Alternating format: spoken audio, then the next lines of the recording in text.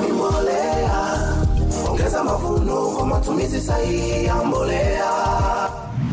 Kwanza tunashukuru kwamba tumeweza kupata tuzo ya APAM kupitia mifumo yetu, lakini tunaiona kwamba tunaenda mbali zaidi, na kwa sababu sasa hivi ulimwengu umeshabadilika.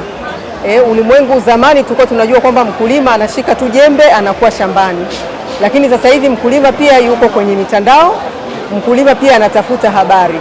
Kwa hiyo tunapoendelea na kuweka hii mitandao vizuri na kujenga mifumo, ina maana tunasogeza huduma karibu zaidi na mlaji wetu wa mwisho. Lakini pia inabidi tuende kwa umakini. Yaani mifumo ambayo tunatumia, tunapenda kwamba iwe ni mifumo rafiki kama hii ambayo tunatumia sasa hivi kwenye mfumo ya mbolea.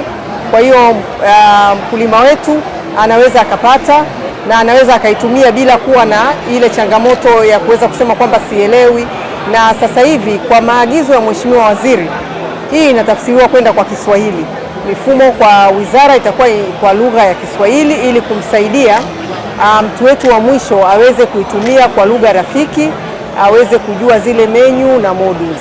Tunaona zaidi sio sana pia kwa mkulima, lakini hata kwa wadau wetu, yani hawa stakeholders ambao tunawapa mbele. Sabasaba ni kiungo muhimu cha kufikisha hizi taarifa, kwa sababu Sabasaba ni mara moja tu na inafanyika mkoa mmoja tu, lakini inakutanisha wadau wengi kama ambavyo unaona, kama ambavyo tumekuja, mageti yako zaidi ya 3. Na kizuri cha kiubunifu ni napenda kuishukuru Wizara ya Kilimo. Wizara ya Kilimo tumekuwa wadau wote tuko sehemu moja, kwa hiyo inakuwa ni kama one stop shop. Ukiwa na issue yoyote kuanzia mwanzo mpaka mwisho, kuanzia kununua miche, kununua mbegu mpaka kuja kwenye mbolea, lakini vile vile kama una issue yoyote, sisi kama wadhibiti tuko hapa.